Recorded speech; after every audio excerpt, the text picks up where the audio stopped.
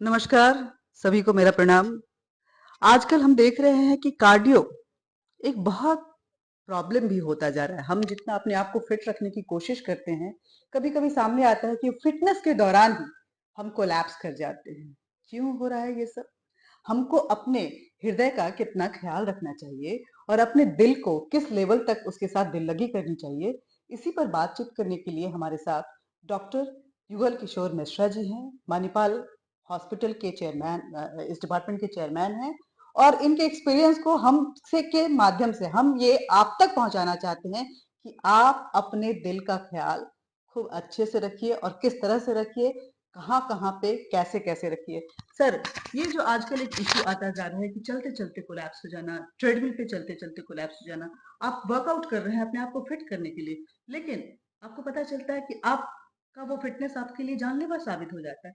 क्या ऐसी वजह हो रही है कि अभी रिसेंट दौर में जो इस तरह के घटनाएँ तेज़ी से सामने आ रही हैं? देखिए ये सर्वविदित है आज की तारीख पर हुँ, कि हमारे देश में जो हार्ट की बीमारी है, हुँ, जो डायबिटीज है, हुँ, ब्लड प्रेशर है, हुँ, ये काफी तेजी से बढ़ हुँ, रहा है। हुँ, और आज हुँ, ये माना जा रहा है कि हार्ट की वजह से या डायबिटीज की वजह से जो डेथ हो रही है हुँ, वो कैंसर से ज्यादा हैं। हुँ, और जो पहले हमारे यहाँ कम्युनिकेबल डिजीजेज होती थी जैसे कालरा, प्लेग, उन सब से भी कई गुना ज्यादा है। हुँ, हुँ, तो इनको हम कहते हैं लाइफ स्टाइल हुँ, डिजीजेस। हुँ, चाहे वो मोटापा हो, चाहे वो डायबिटीज हो, हुँ, वो चाहे हार्ट की बीमारी हो। हुँ, तो अब जब लाइफ स्टाइल डिजीजेस, इसका मतलब है कि हमारी जो दिनचर्या है, जो हमारी लाइफ स्टाइल है, उसमें डेफिनेटली चेंजेज आए हैं। हुँ, और वो चेंजेज इस तरह से आए हैं जो कि हमें हार्ट की बीमारी की जोखिम की तरफ ले जाते हैं। हुँ, हुँ, हमारी आबादी जो है ज्यादा प्रॉस्परस हो रही है, हुँ, उनके खान पान में तब्दीलियां आ रही हैं, हुँ, बड़ा सारा शुगर, हुँ, हुँ, कोटेड चीजें, मैदे की चीजें, हुँ, और इस तरह की तमाम जो फास्ट फूड कहते हैं वो सब खाना शुरू कर रही हुँ, है। स्मोकिंग काफी बढ़ती थी, हुँ, अब तो थोड़ा कम हो रही है, पब्लिक प्लेसेस में तो स्मोकिंग अलाउ भी नहीं है। हुँ, लेकिन पिछले 30 40 50 साल में स्वतंत्रता के बाद हुँ, स्मोकिंग काफी बढ़ी है। हुँ, चाहे वो बीड़ी हो, चाहे वो सिगरेट हो, तो हुँ, उसका भी इम्पैक्ट पड़ा है। और वो जो व्यक्ति जिन्होंने स्मोकिंग करी है हुँ, उसका खामियाजा आज भी भुगतना पड़ रहा है। हुँ, इसके साथ भी और भी बड़ी सारी चीजें हैं जिनको जेनेटिक, इनके मदर फादर को ये हुँ, हार्ट की बीमारी है, हुँ, उनको नेक्स्ट जनरेशन को हार्ट की बीमारी होने के चांसेस ज्यादा होते हैं। हुँ, तो आपका जो मूल क्वेश्चन है कि कैसे ये लोग एक्सरसाइज करते करते या कि पार्क में वॉक करते करते कोलैप्स हो जाते हैं, हुँ। इसका मतलब है कि कभी-कभी तो नाट्य एब्सोल्युटली, प्रवृत्ति में हाँ। तो उनको हार्ट की बीमारी है हुँ, जो कि अभी तक या तो उनको पता नहीं चली है, हुँ, और या पता चली हुई है तब भी उसको इग्नोर कर रहे हैं, हुँ, उसका ठीक से ट्रीटमेंट नहीं ले रहे हैं। हुँ, और इन सब के साथ में हुँ, वो जी रहे हैं, हुँ, जिसकी वजह से जब वो थ्रेशोल्ड क्रॉस कर जाता है हुँ, तो वो कोलैप्स हो जाते हैं। इसका मतलब या तो उनको हार्ट अटैक हो गया या हुँ, कि रिदम के कोई इश्यूज आ गए एकदम हुँ, से, हुँ, और वो वहीं पे कोलैप्स हो जाते हैं। हुँ, हम लोगों ने बड़ी कोशिश करी है, उसको हम कहते हैं कार्डियोपल्मोनरी रिससिटेशन। अच्छा। तमाम हमारे हॉस्पिटल के माध्यम से हुँ, हमने last year record number of population को अपने देश के ट्रेंड किया है हुँ, कार्डियोपल्मोनरी रिससिटेशन के लिए। हुँ, उसमें क्या है कि मान लीजिए ऐसे व्यक्ति हुँ, जिनका कि आपने वर्णन किया, वो जिम करते करते या कि पार्क में हुँ, कोलैप्स हो गए, कभी भी तो किस अचानक तरह से उनको कार्डियक और लंग्स हुँ, के एक्सरसाइज करें, हुँ, और या माउथ टू माउथ ब्रीदिंग दे, हुँ, या हुँ, कि उनको कार्डियक मसाज करें। और तब तक जब तक वो अस्पताल नहीं पहुंच पाते तब तक उनके शरीर के अंदर सर्कुलेशन चलता रहे, ब्रेन को ब्रीदिंग भी बनी सर्कुलेशन रहती मिलता है। रहे, हार्ट को मिलता रहे। वो एक इम्पॉर्टेंट चीज है जो हम लोगों ने करी है। हुँ, और उसकी वजह से, और एक मैं एनजीओ हुँ, पैसोनी चैरिटेबल ट्रस्ट हुँ, जिसको कि मैं रन करता हूँ, और हुँ, उसके द्वारा मध्य प्रदेश में, उत्तर प्रदेश, बिहार, हुँ, दिल्ली, इन जगह भी हम लोगों ने प्रयास पिछले हुँ, 10 15 साल से कर रहे हैं कि जनमानस को इस बारे हुँ, में आगाह करें हुँ, कि अब ऐसी नौबत आए तो किस तरह से वो हुँ, टाइम क्या होता है कि 4 मिनट तक हुँ, ब्रेन को ब्लड सप्लाई ना मिलेगी तो ब्रेन का परमानेंट डैमेज हो जाता है। अच्छा। वो क्रूशियल पीरियड होता है जब किसी को हार्ट हार्ट अटैक आता है या हार्ट अरेस्ट होता है, तो वो कार्डियोपल्मोनरी रिससिटेशन के द्वारा हमें तब तक उसके शरीर के अंदर ऑक्सीजन और ब्लड पहुंचाते रहना चाहिए जब तक कि वो अस्पताल नहीं पहुंचा। अच्छा। तो उस पीरियड में ये जो उसको आप हम पुश एक्सरसाइज हाँ जो वो कहते हैं ना वो हाँ, कार्डियक मसाज उसको कहते हैं कि उसको दबाते हैं सीने में, जिससे कि हार्ट से जो ब्लड है पूरे शरीर को जाए, और मुंह से उसको माउथ टू माउथ ब्रीदिंग देते हैं जिससे कि ऑक्सीजन लंग के द्वारा उसके ब्लड में जाए और वो ये प्रक्रिया चलती रहे तब तक जब तक कि वो मेडिकल एड न मिल जाए, हॉस्पिटल में न पहुंच जाए। सो ये जो ये सडन कार्डियक डेथ जिसको हम कहते हैं जो आजकल हो रही है, वो निश्चित रूप से या तो हार्ट डिजीज है जिसको कहते हैं कोरोनरी आर्टरी डिजीज, जिसमें कि हार्ट के अंदर जो आर्टरीज होती है जो ब्लड सप्लाई हार्ट की मसल्स को देती हैं उनमें चोकिंग हो जाती है, एक तो ये, या कि किसी कुछ मरीजों में उनके जो ब्लड प्रेशर की वजह से या कंजेनाइटल उनके हार्ट की जो मसल्स होती है ना वो बड़ी थिक हो जाती हैं। अच्छा। उसको हम कहते हैं हाइपरट्रॉफिक। अच्छा। तो ऐसे व्यक्ति यदि स्ट्रेनुअस एक्सरसाइज करते हैं तो उनके हार्ट की जो रिदम होती है बीटिंग जिसको रिदम कहते हैं वो इरेगुलर हो जाती है, और जब वो इरेगुलर हो जाती है तो वो अच्छी तरह से ब्लड प्रेशर जनरेट नहीं करती है और पेशेंट ऐसे कंडीशन में फिर वही एक सवाल था मेरा कि लोगों का मानना है क्योंकि ये केसेस जो हैं कोविड के बाद ज्यादा बढ़ रहा है, तो क्या ये वो उसकी जो हमने वो लिया गया है वैक्सीनेशन वो भी एक वजह हो सकती है क्या? वैक्सीनेशन की वजह से क्या हार्ट की बीमारियां बढ़ी हैं ऐसा तो कोई डायरेक्ट एविडेंस तो नहीं है। कुछ एनेक्डोटल रिपोर्टें आई हैं कि किसी को वैक्सीन दी गई उसके तो 10-15-20 दिन के अंदर उसकी डेथ हुई, ये बहुत रेयर है। पर कोविड में निश्चित रूप से हार्ट को इम्पैक्ट पड़ा है। अच्छा। वो दो तरह से पड़ा है, एक तो जो कोविड में जानते हैं कि वायरस होता है, तो एक तो डायरेक्ट वायरस मायोकार्डाइटिस होती है, जो हार्ट की जो मसल्स होती है उसको मायोकार्डियम कहते हैं, उनमें वायरस का डायरेक्ट इम्पैक्ट पड़ता है। एक तो वो होता है, और उसमें जब कोविड होता है उसी आसपास में ये मैनिफेस्ट होता है।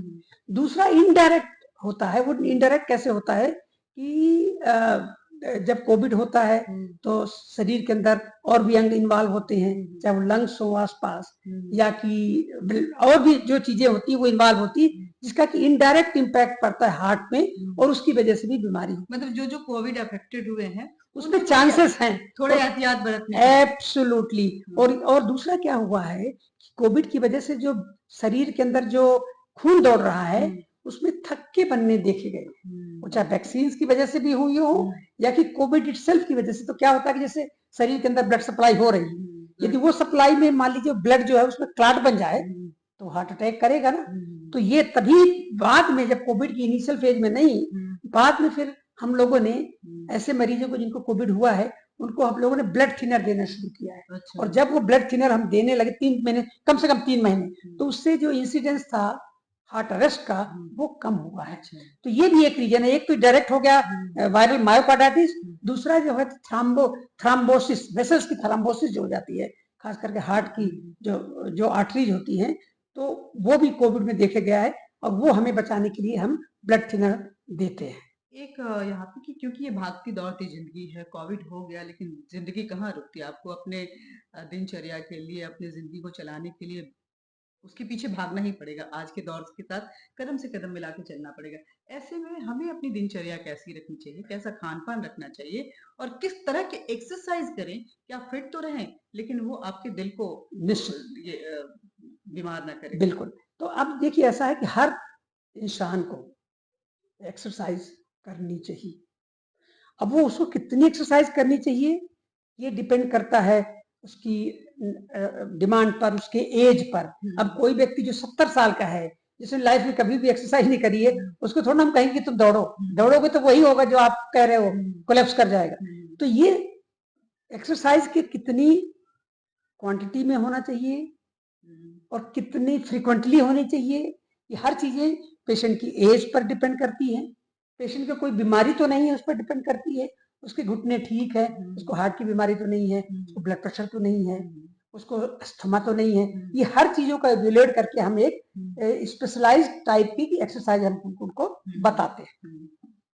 अब ये माना जाता है कि सबसे जो सरल एक्सरसाइज है वो वॉकिंग, और 7 दिन में कम से कम 5 दिन यदि आप वॉक करो आधे घंटे से 1 घंटे के बीच, तो ये एक्सरसाइज जो वॉकिंग है आपकी जो नीड है, जो जरूरत है उसको पूरा कर देती है। अच्छा। एक ये सबसे सिंपल है, इसमें किसी भी चीज की आपको जरूरत नहीं, कोई पार्टनर नहीं चाहिए, कोई कोई गेम नहीं है तो कुछ और गेम की चीजें, आप दुनिया में कहीं भी वॉक कर रहे हो, गए हो, यात्रा कर रहे हो, किसी भी होटल में हो, किसी भी शहर में हो, हर जगह आप बाहर निकल जाओ, वॉक कर लो आधे घंटे से 1 घंटे के बीच, और आप वापस आ जाओ।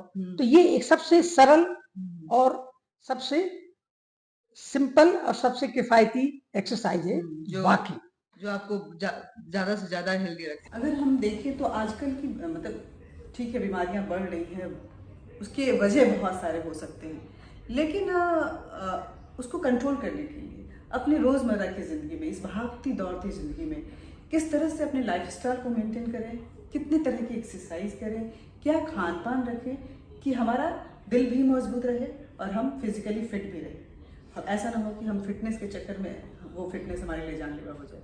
अच्छा, ऐसा है कि मैं बहुत महत्वपूर्ण जानकारी देना चाहता हूँ कि जो कोरोनरी आर्टरी डिजीज है, जिसको हम कहते हैं हार्ट की डिजीज है, जिसमें हार्ट अटैक होता है, वो क्यों होती है अभी किसी को पता नहीं है, लेकिन हमें ये जरूर पता है कि ये इसके रिस्क फैक्टर हैं। जैसे कि किसी की फैमिली में यदि हिस्ट्री मदर फादर को है तो नेक्स्ट जनरेशन में होने के चांसेस ज्यादा होते हैं। किसी को डायबिटीज होती है तो उसको चांसेस है कि उसको हार्ट की बीमारी ज्यादा हो। किसी को मोटापा है, ब्लड प्रेशर है, या कोई स्मोकिंग करता है तो उनमें ही हार्ट डिजीजेज होने के चांसेस ज्यादा होते हैं। जिनका कोलेस्ट्रॉल बढ़ा हुआ है, जो हापाधापी की जिंदगी, टाइप ए पर्सनालिटी जिसको कहते हैं बड़े, या जिनको कि पूरा रेस्ट इरेटिक लाइफ स्टाइल है, सारे दिन में सोते हैं, रात को काम करते हैं, ये इरेटिक लाइफ स्टाइल हो गए, ऐसे व्यक्तियों में हार्ट की बीमारी होने के चांसेस ज्यादा होते हैं।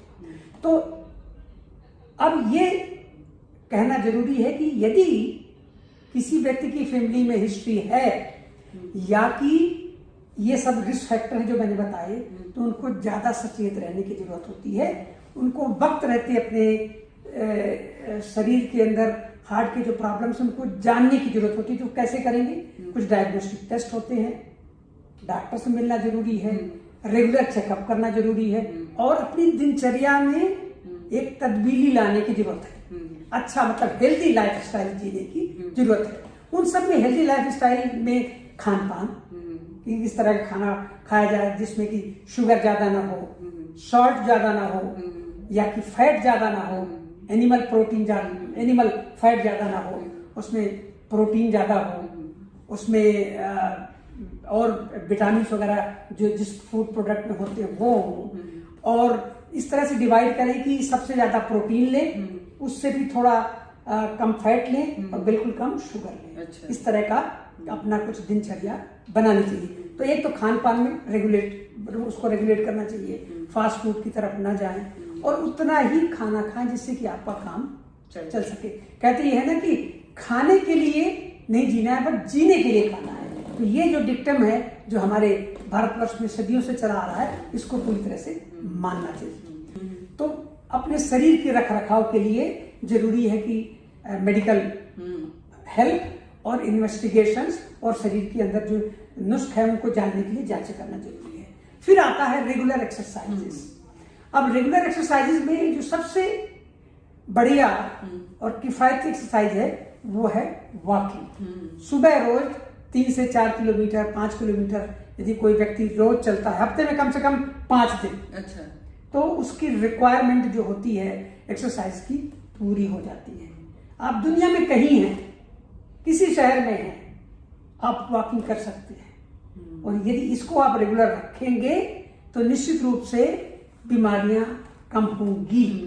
तो एक तो हो गया वॉकिंग। इसके बाद कुछ यंग लोग हैं वो जिम जाते हैं, कंटिन्यू करना चाहिए। लेकिन एक चीज बहुत जरूरी है कि स्ट्रेनुअस एक्सरसाइजेस नहीं करना चाहिए। तभी तो आजकल देखा गया है कि कोई व्यक्ति वो जिम में दौड़ रहा है और कोलैप्स कर गए। बहुत सारे लोग हो रहे हैं, सेलिब्रिटीज, यंग लोग हो रहे हैं। क्यों हो रहे हैं? क्या होता है कि वो जब जिम में यही देखा जाता है कि बड़ा फास्ट म्यूजिक चलता है और 5-6 ट्रेडमिल होते हैं, सब एक दूसरे से कम्पीट करते हैं। अब मान लीजिए ऐसा व्यक्ति है जो 60 साल का है, यदि वो 15 साल 20 साल के आदमी से कम्पीट करेगा ट्रेडमिल में, तो ऑब्वियसली वो अपने को बहुत ज्यादा हार्म करेगा बनस्पति। फायदे बहुत केसेस है कि जवान लोग भी ट्रेडमिल में कोलैप्स होते हैं। वो इसलिए होते हैं कि उनको हो सकता है कि उनको हार्ट की बीमारी हो, एक। दूसरा, यंग लोग अपने शरीर को बनाने के लिए कुछ स्पेशल टाइप की ड्रग्स का प्रयोग करते हैं।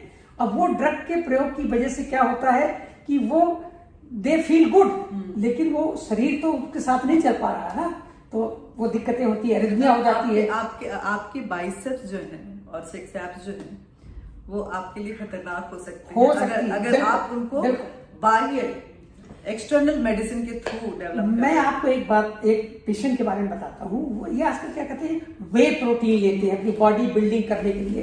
तो एक व्यक्ति था, उसकी केमिस्ट की दुकान थी, करीब रहा वो 35 साल का।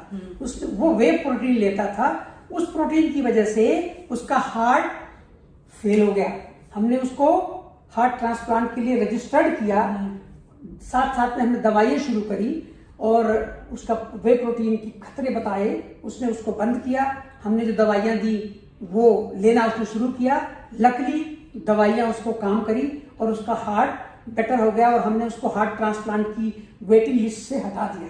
तो ये देखा, मैं कई एक पेशेंट को जानता हूँ जिनके किडनी ट्रांसप्लांट हुए हैं इसलिए कि उन्होंने वे प्रोटीन खाई और उससे उनकी किडनी डैमेज हो गई। अच्छा। तो ये भी बहुत जरूरी है कि आदमी को, इसके बारे में मैंने पहले भी बातें करी हैं और कई टेलीविजन चैनल में मैंने ये प्रोग्राम दिए हैं कि किस तरह से ये जो न्यूट्रिएंट्स हैं, जो वे प्रोटीन्स हैं, बॉडी बिल्डिंग के ये सब ड्रग्स हैं, किस तरह से शरीर को नुकसान पहुंचाती है। तो लोगों को इसके बारे में भी सावधानी बरतनी चाहिए। सो एक्सरसाइजेस, लिमिटेड एक्सरसाइजेस, जो कि आपके शरीर के, यदि आप किसी को मान लीजिए हाइपरटेंशन है, यदि बहुत ज्यादा दौड़ेगा तो ब्लड प्रेशर तो शूट अप करेगा। या कि गर्मी के दिनों में आप किसी को लीवर की भी प्रॉब्लम होती है, किसी भी, जैसे कि मान लीजिए कोई वॉक करता है रेगुलर, अब कोई आदमी इस गर्मी में यदि वॉक करेगा तो ऑब्वियसली स्वेटिंग होगी। अब मैं बताता हूँ कि इस समय इलेक्शन का टाइम है, लोग बाग दौड़ करके प्रचार करेंगे, पानी ठीक से नहीं पिएंगे। कोई 70 साल का, 60 साल का हमारे नेतागण, अब वो अपनी जिंदगी को जोखिम में डालेंगे यदि वो प्रॉपर हाइड्रेशन नहीं करेंगे, पानी नहीं पिएंगे, रेस्ट नहीं करेंगे और इस गर्मी में चुनाव प्रचार में दौड़ते रहेंगे। तो उनके लिए भी एक आगाह करने का है। और हमने देखे कई एक पेशेंट्स जो कि इस गर्मी में ध्यान न देते हुए एक्सरसाइजेस करते रहे, उनको डिहाइड्रेशन हुआ और कोलैप्स कर गए। तो ये सारी चीजें जो एक बहुत ही संतुलित तालमेल रखना चाहिए कि कितनी एक्सरसाइजेस करनी चाहिए, कि एक्सरसाइज एब्यूज ना हो, आपके लिए जितना उपयोगी है वही करिए, जिससे कि आपके शरीर को फायदा हो, नुकसान ना हो। तो ये बैलेंस बहुत जरूरी है। इसके साथ ही साथ बहुत बढ़िया गहरी नींद लेनी चाहिए। यंग लोग, हमको कम से कम 8 घंटे सोना चाहिए। कोई व्यक्ति जो 60 साल का, कम से कम मिनिमम 6 घंटे तो सोना ही चाहिए, क्योंकि सोने से सारे शरीर को रेस्ट मिलता है, आपके ब्रेन को रेस्ट मिलता है, आपकी जो तमाम चिंताएं होती हैं उनसे थोड़ा सा निजात मिलता है और आपके ब्लड शुगर है उसको कंट्रोल करने में आसानी होती है, ब्लड प्रेशर कंट्रोल करने में आसानी होती है। तो पर्याप्त निद्रा बहुत ही जरूरी है। एक चीज पूछना चाहती हूँ डॉक्टर साहब, आजकल बड़े लोग बोलते हैं कि हमने दूध और कॉर्नफ्लेक्स खाया, मूसली खाई, ग्रैनुला खाया, हाँ, लेकिन क्या ये ब्रेकफास्ट हेल्दी है? ये अच्छा, अब ये मैं बता दूं कि जो ये कॉर्नफ्लेक्स होता है ये मकई है और मकई का जो ग्लाइसीमिक इंडेक्स है, ग्लाइसीमिक इंडेक्स का मतलब होता है कि आपने किसी चीज को खाया तो कितने रैपिडली वो आपके ब्लड शुगर को पीक में ले जाता है, उसको हम कहते हैं ग्लाइसीमिक इंडेक्स। तो जो ये मकई है, मेज है जिससे कि कॉर्नफ्लेक्स बनता है, इसका ग्लाइसीमिक इंडेक्स बहुत ज्यादा है। तो एब्सोल्युटली। और उसके साथ में जो ये सब मूसली वगैरह होती है उसमें आप देखते हो तो बड़े सारे ड्राई फ्रूट्स रहते हैं, और भी ड्राई फ्रूट्स जो मीठे वाले जो होते हैं वो तमाम चीजें रहती हैं। और ऑफ कोर्स ये कार्ब तो होता ही है। और इसके बाद में फिर आप फैटफुल मिल्क डालते हैं, तो ये बहुत हेल्दी नाश्ता नहीं है। और खास करके जिनको डायबिटीज है तो उनको तो बिल्कुल ही नहीं लेना चाहिए। देखिए, अगर आप हेल्दी रखना चाहते हैं तो भारत की अपनी खान पान जो है उसमें बहुत सारी ऐसी सुबह का नाश्ता से लेकर के रात के खाने तक की जो हमारी पौराणिक पद्धति थी वो बहुत कहीं ना कहीं हेल्दी और आपके शरीर के लिए फलदायी भी होती थी। वैदिक काल से ये चला रहा था। न्यू एरा में हम लोगों ने कॉर्नफ्लेक्स की तरफ मूव किया, जो टिन्ड फूड है उसकी तरफ मूव कर गए, और ये कहीं ना कहीं हमारे लिए कहीं ना कहीं नुकसानदेह भी हो रहा है। ऐसे में ये जो हमारी पुरानी पद्धति थी जिसमें सुबह में हम लोग चना खा लेते थे, उठ के नाश्ते में रोटी, पहले तो हम देखते थे कि रोटी ही 2 खा लेते थे लोग, हैं। तो ऐसा क्या नाश्ता होना चाहिए कि सुबह जाने से पहले हम खाएं भी, लाइट भी रहें, और हमारे लिए हमारे रिक्वायरमेंट ऑफ द बॉडी है उसको भी वो हमारा ब्रेकफास्ट जो है फुलफिल करे। निश्चित रूप से ये देखिए, ऐसा है कि ये कहा जाता है कि आप नाश्ता राजा की तरह करें, है ना, और जो आपका डिनर हो वो गरीब आदमी की तरह का होना चाहिए। तो क्या होता है कि जब आप नाश्ता करके जाते, सारे दिन आप काम करते हैं, तो जो भी आपने खाया पिया वो सब डाइजेस्ट हो जाता है। रात में आप, बड़े सारे लोग हैं जो सारे दिन थके थकाए आते हैं, अच्छा खासा डिनर किया और सो गए। रात में सोने से, बिस्तर में जाने से पहले 2 घंटे पहले खाना खत्म कर लेना चाहिए, और वो उतना ही होना चाहिए जो कि आप डाइजेस्ट कर सकें। अब खाने में सुबह क्या नाश्ता करना चाहिए वो डिपेंड करता है लोगों को। कोई वेजिटेरियन है, कोई नॉन वेजिटेरियन है, उसका कोई, कुछ लोग अंडा खाते हैं तो उनको अंडा, कोई लोग कहते हैं कि येलो नहीं खाओ, लेकिन ऐसा कुछ नहीं है। अब ये माना जाता है कि अंडा व्हाइट हो या वो सारा उचित है। लोग घी की बातें पहले करते थे, हम इवन हमारे हार्ट के पेशेंट को हम 25 ग्राम घी रिकमेंड करते हैं। अच्छा, हाँ, घी बहुत बंद किए हुए हैं। हाँ, घी जो है ना, घी पुराने जमाने से हमारे देश में चलता आ रहा है, और अब ये माना जा रहा है कि घी जो है एक एसेंशियल चीज हो गई है, क्योंकि बड़े सारे जो फैट आपके लिए बहुत जरूरी है, और फैट से आपका जो ब्रेन है वो फैट से ही न्यूट्रिशन देता है, एनर्जी देता है, और शरीर के अंदर बड़े सारे हार्मोन होते हैं वो फैट से ही बनते हैं। तो आपको निश्चित रूप से कुछ ना कुछ क्वांटिटी में फैट की जरूरत, दे आर एसेंशियल। ग्रीस का भी काम करते हैं? वो ग्रीस का भी करता है, वो ग्रीस वो भी है, पर वो डायरेक्टली नहीं करता। वो तो ऐसा देखिए, और मान लीजिए कि ऐसा नहीं कि जब आप फैट खाएंगे तो वही फैट ही फैट घूमेगा।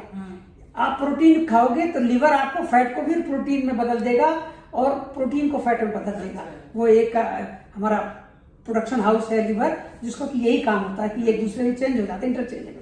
इवन की कार्बोहाइड्रेट से प्रोटीन बनता है और वाइस वर्सा, और ऐसे फैट का भी है। तो ये नहीं, फैट भी ब्रेक डाउन होकर के कार्बोहाइड्रेट बनाता है। तो ये तो है, पर नियमित रूप से खाने के हिसाब से हम कहते हैं कि आपको कुछ ना कुछ फैट की जरूरत होती है। प्रोटीन सबसे ज्यादा लेना चाहिए, उसके बाद फैट, और सबसे कम कार्बोहाइड्रेट। मैंने बहुत पहले भी शुरुआत में ही बता दिया है। तो फैट भी जरूरी है, और खास करके जो अपना पुराना जो घी है वो तो बाकी सबसे बेटर है। अच्छा, एक अंतिम सवाल, सजेशन है। सबसे पहले तो आप बताइए कि ऐसे 5 पॉइंट्स जो आप अपनी दिनचर्या में शामिल करेंगे तो आप हेल्दी रहने के आपके मैक्सिमम चांस है। दूसरा इसी के साथ बोल देती हूँ।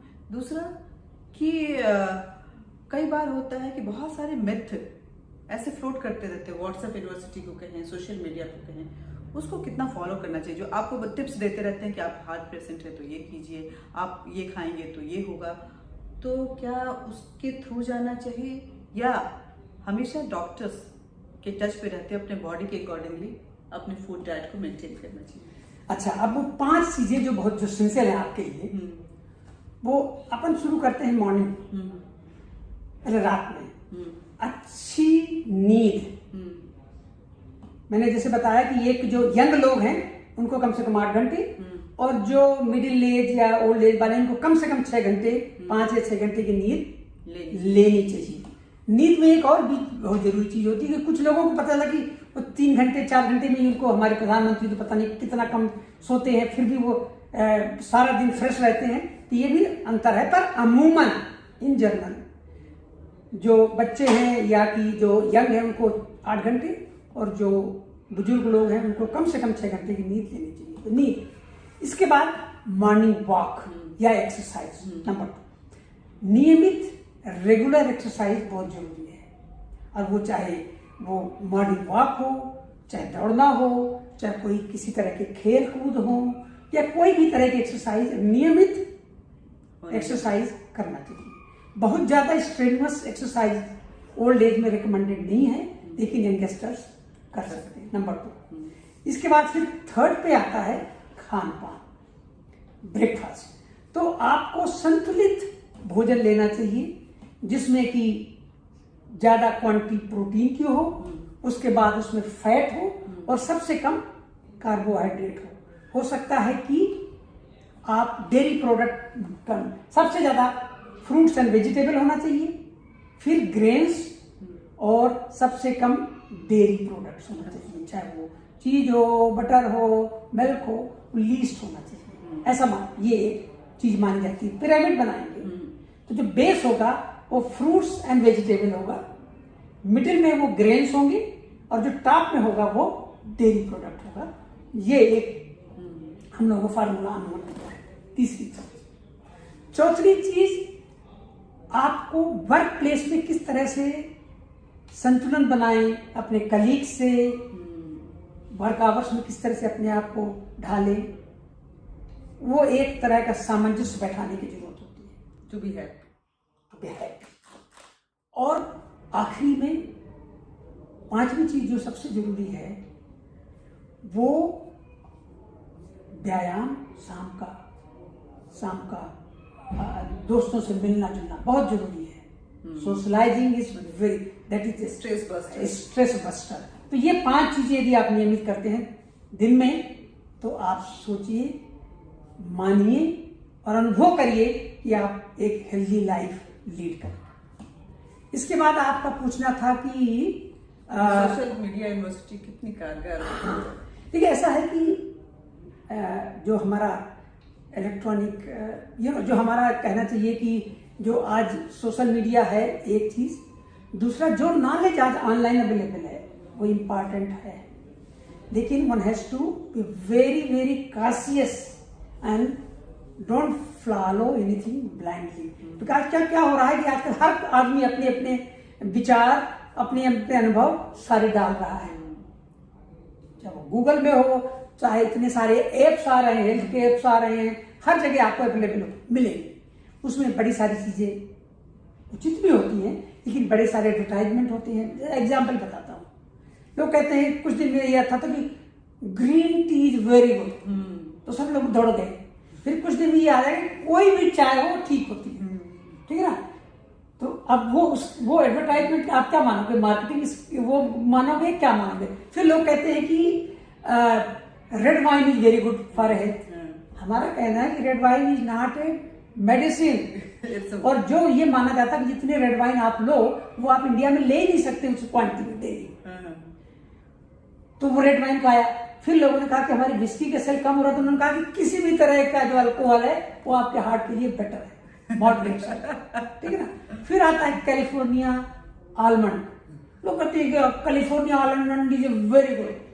बाद में जो राइवल्स ने कहा नहीं, उसमें से तेल निकाल लेते हैं, वो तो कुछ है ही नहीं है, वो तो जो हमारे अफगानिस्तान का है, जो ईरान का है, जो सीरिया का आलमंड है वो बेटर है, वो तो बेकार है। तो ये बड़े सारे एडवर्टाइजिंग टूल्स भी हो सकते हैं।